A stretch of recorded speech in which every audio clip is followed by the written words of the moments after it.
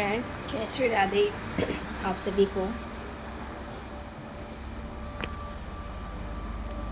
सुबह के बज गए हैं 6:30 और हम अपने काम में लगे हैं और फटाफट अपने काम को कर लूँ।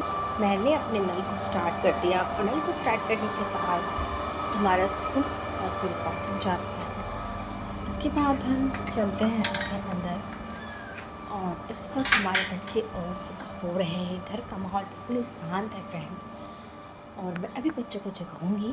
जगाने के बाद मैं थोड़ी सी उनके लंच की तैयारी कर लेती हूँ। हेलो फ्रेंड्स, कहते हैं कि रोटी कमाने वाला भी थक जाता है और रोटी बनाने वाला भी। तो बहुत सारी औरतें अपने अपने हमसफ़र के बारे में जाने क्या क्या विचार रखती है और क्यों रखती है तो मैं नहीं जानती, पर अपने हमसफ़र से होड़ करना बहुत गलत बात है, क्योंकि औरतें तो सिर्फ घर के अंदर रहती हैं और पुरुष बाहर। औरतें तो घर के छत के अंदर रहती हैं, तो जो भी हो, चाहे वो सास के ताने हो चाहे कुछ भी हो, कोई बात नहीं, वो घर के ही हैं। लेकिन आदमी बेचारे को तो बाहर बहुत कुछ सहना पड़ता है, बहुत कुछ सुनना पड़ता है। जाने किस किस से क्या क्या नहीं सुनते लोग और क्या कुछ नहीं सहते। ऐसा कुछ नहीं है कि हम नारियां बहुत संघर्ष करते हैं। हम भी संघर्ष बहुत करते हैं, दोनों ही करते हैं। लेकिन हर एक बात पे अपने पति को गलत ठहरा देना ये उचित बात नहीं है, क्योंकि वो इंसान जो है ना, रोटी कमाने जाता है तो वो बहुत संघर्ष करता है। कल मैं एक वीडियो देख रही थी, एक बेचारा रिक्शा चालक था। वो रिक्शा चला रहा था और उसके पीछे जो आदमी बैठा था उससे बड़ी बदतमीजी से बात कर रहा था, सिर्फ इसलिए कि वो एक रिक्शा चालक था। ऐसे ही चाहे वो बड़े पद पे हो या छोटे पद पे हो, कुछ भी हो, हर एक आदमी को बहुत कुछ सुनना पड़ता है, बहुत कुछ सहना पड़ता है। तो मैं बस इतना ही कहना चाहूँगी। हालांकि मेरे इन शब्दों से बहुत सारे औरतों को, स्त्रियों को कोई गलत मैसेज नहीं जाए। मैं बस इतना ही कहना चाहूँगी कि आप अगर ये समझ रही हैं कि रोटी कमाने वाला ऐशो आराम कर रहा है तो नहीं। अगर आप थक जाती हैं तो रोटी कमाने वाला भी थक जाता है। वो भी बराबर बराबर नहीं कह सकते, वो हमसे बहुत ज़्यादा संघर्ष कर रहा है। हम तो घर की चारदीवारी के अंदर छत के नीचे ही रह जाते हैं। नहीं, बहुत सारी औरतें भी काम कर रही हैं, मेहनत कर रही हैं, पर वो धूप छाँव बरसात कुछ नहीं देखते। उनके लिए सब एक समान होता है। चाहे आंधी तूफान ही क्यों ना आ रहा हो, तो भी इंसान अपने काम करने, छोटा हो या बड़ा, सभी जाता है। तो हर वक्त बस मेरी एक छोटी से शब्दों में यही गुजारिश है कि हर वक्त अपने हमसफ़र से शिकायत ना रखें। संघर्ष दोनों के जीवन में होता है। बहुत सी ये कह के रह जाती हैं कि हमने बहुत संघर्ष किया है, पर ऐसी बात नहीं है। पिता जो होता है ना,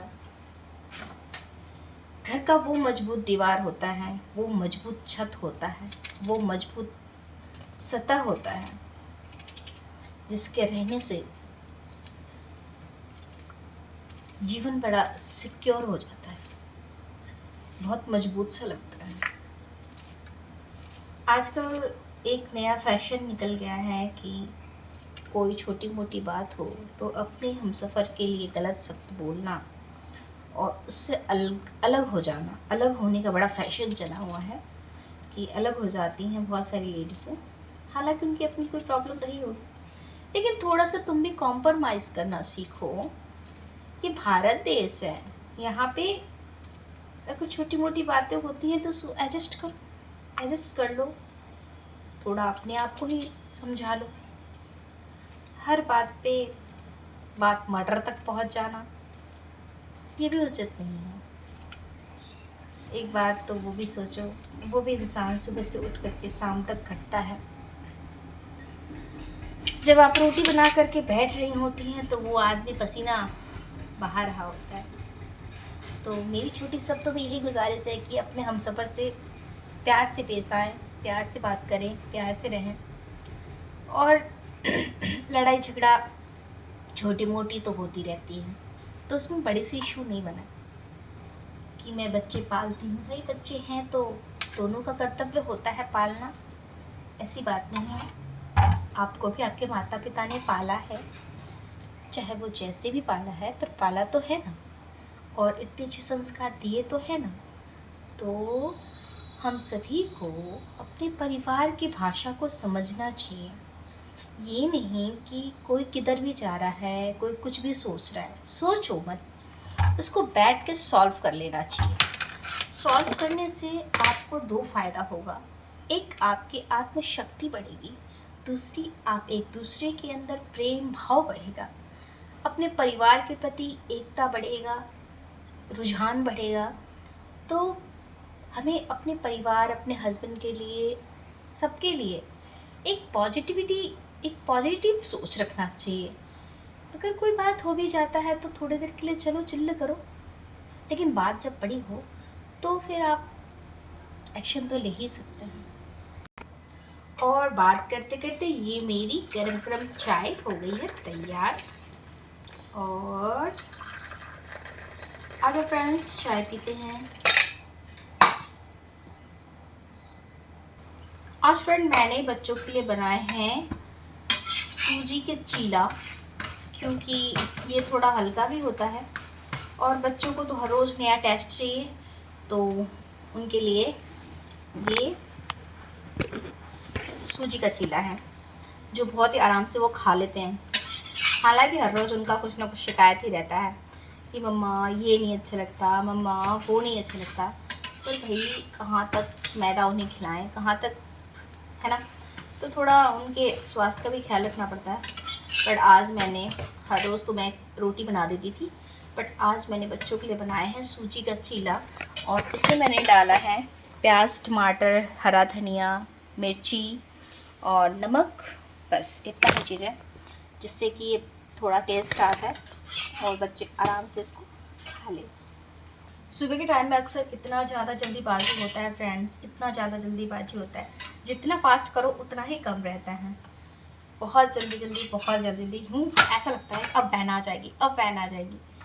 और ऐसे डर से जल्दी करना पड़ता। बच्चे तो उठ गए हैं और अपनी तैयारियां कर रहे हैं। वो दोनों नहा के आ गए और फटाफट तैयार हो गए। फ्रेंड्स, जब हम लोग को सुबह जगाया जाता था ना स्कूल के लिए, करीब 7 बजे हमारा भी स्कूल था, तो बहुत आलस आता था, बहुत गुस्सा आता था। कभी कभी तो हम लोग छुप जाया करते थे, पर कोई नहीं, पीट पटा के वापस स्कूल जाना पड़ता ही था। फ्रेंड्स, मेरा कुछ बोलना आप लोगों को गलत लगा तो सॉरी, है ना। मैं बोलती नहीं हूँ बहुत ज़्यादा, पर मैं अब ट्राई कर रही हूँ बोलने का, तो थोड़ा थोड़ा बोलना पड़ता है। तो मेरा ब्लॉग आप लोग को कैसा लगता है, सो प्लीज़ कमेंट करें। जय श्री राधे।